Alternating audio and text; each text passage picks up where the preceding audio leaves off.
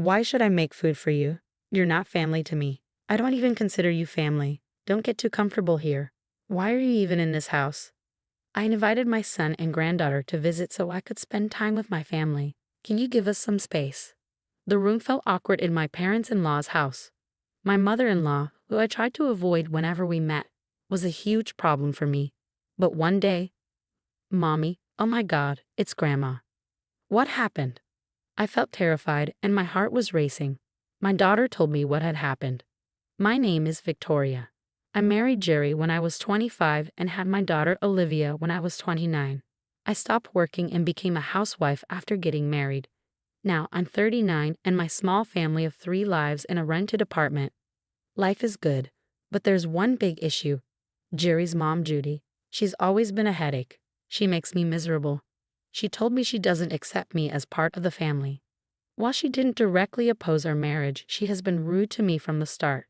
She used to show up without warning, get into my house, and complain about my cleaning and cooking. Before I was pregnant with Olivia, she made unreasonable demands like wanting me to have a boy. She even gave me her old clothes and said, "They will look good on you." Once, she even sent me rotten vegetables without asking. In short, she's done everything to make me feel bad. What keeps me going is that Jerry and Olivia always support me. When Judy and I fight, Jerry steps in. Olivia even tells her, "I don't like it when you say bad things about my mom." Whenever I visit my in-laws, Judy makes snarky comments about me, even in front of Brian, Jerry's dad. Brian tells her off, but she doesn't care and keeps treating me badly like it's normal. One day, Olivia came home from school looking sad. Usually, she greets me with a big "Mom, I'm home." But today, she was quiet. "Sweetie, you're home. What's wrong? Are you okay? Are you sick?" "Nothing, Mom. I'm fine." She tried to brush it off, but I could tell something was wrong. She kept looking deep in thought. Even though she smiled later, I knew something bothered her. I didn't want to pressure her, but I couldn't just ignore it. That night, Jerry had to work late, so it was just the 2 of us for dinner. I thought she might open up then. As she ate her mac and cheese slowly, I started talking to her. "I'm worried about you. When you say you're fine, it's not always true. I won't tell anyone, and I won't get angry. I'm always on your side. Can you tell me what happened?" She put her fork down and stayed quiet for a while. Then she decided to tell me what happened. She explained it as best as a 10-year-old could. She had gone to play at a friend's house after school, just 15 minutes away. The friend's mom usually drove her back home.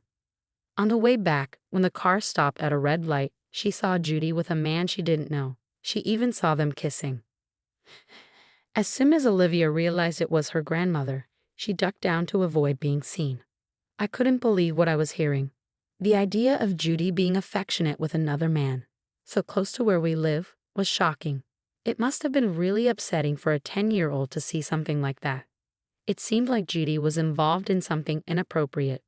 To comfort Olivia, I went to the local store and bought her favorite ice cream. Normally, I wouldn't give her sweets before bed, but today was different. She had been feeling down for a while, but she seemed a little better after having the ice cream. By the time she finished, she seemed almost back to normal. Still, I knew her heart was hurt. I decided to keep an eye on her for a while. Later, Jerry came home from work, tired, just half an hour after Olivia went to sleep. I didn't want to tell him about his mother's affair, but I couldn't keep it from him. I told him exactly what Olivia had said.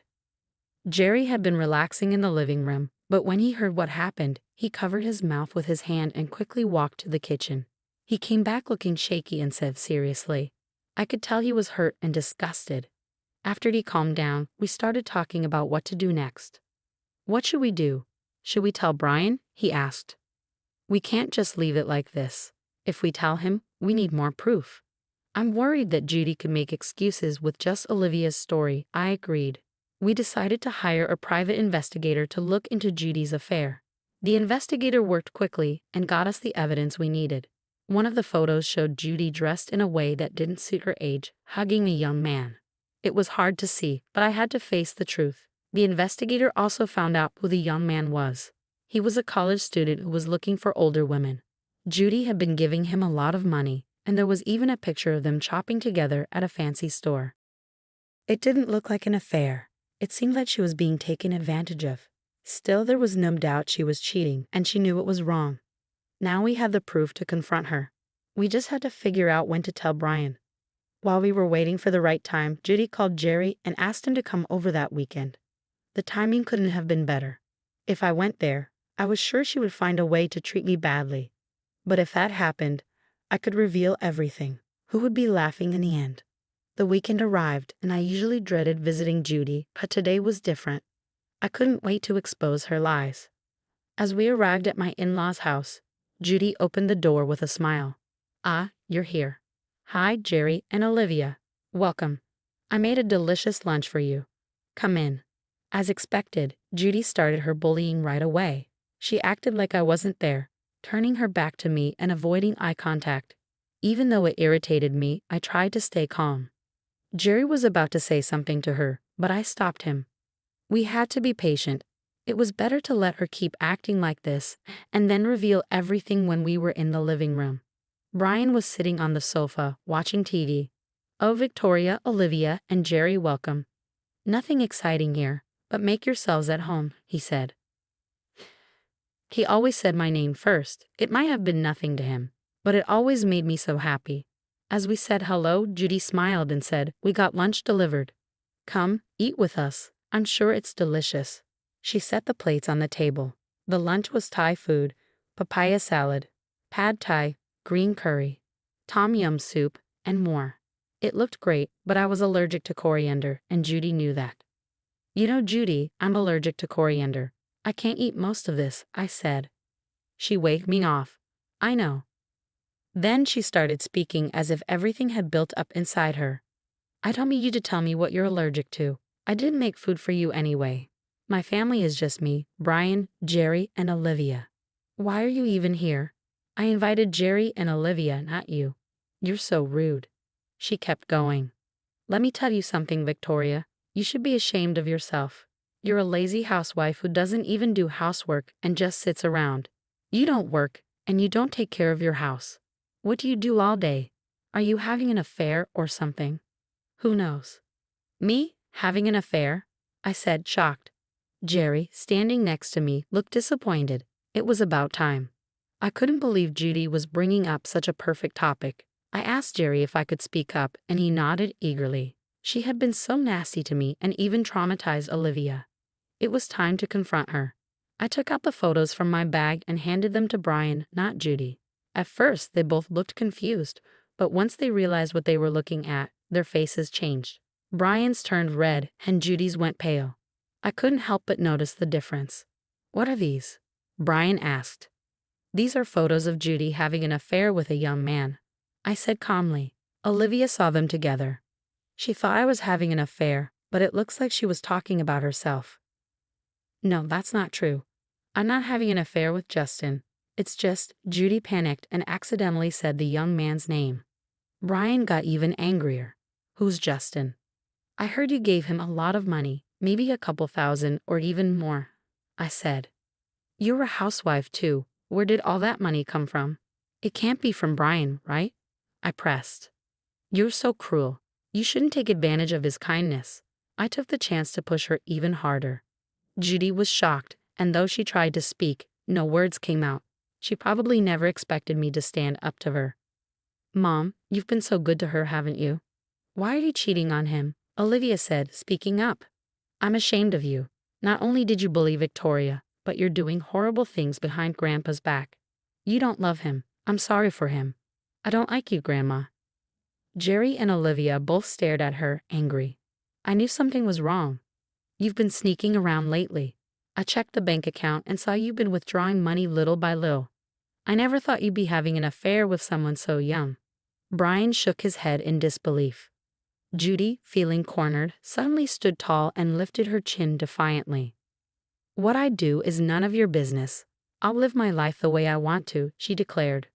Brian shouted angrily at her, demanding she leave the house. His anger didn't fade, and soon the two of them filed for a divorce. Judy had no job or savings, so she couldn't send money to Justin anymore. He left her. How did I find out? Judy told me herself. She was desperate and came to our house, hoping we would feel sorry for her after hearing about her situation. I have no one else. Please, I'm sorry, Victoria, she begged. I don't trust you anymore. Why don't you live your life the way you said you would before?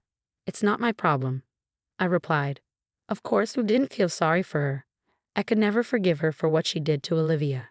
In the end, we had to call the police to remove her from our home. Brian had told all the relatives about Judy's affair and how she treated me, so she couldn't count on him either. I heard she was living alone in a cheap apartment and still paying alimony. She had truly brought all of this on herself. Meanwhile, Brian decided to move in with us. After being alone, he's become better with kids than I expected. He takes Olivia out on weekends, and she enjoys spending time with him. She's slowly starting to forget about Judy. He's also helping me with the housework, saying he feels bad living here for free. At first, I had to teach him everything, but now he can do it all by himself and even cooks dinner for us. Thanks to him, I'm able to work part-time. It took me some time to adjust after such a long break, but I really enjoy being outside the house. I'm even thinking about getting a certification. Since Brian moved in, our life has definitely improved. He protected me when Judy mistreated me, and he's still helping me in so many ways. Judy was truly foolish to betray such a good man. I've learned from all of this not to give in to immediate desires and to be thankful for the happiness I have now.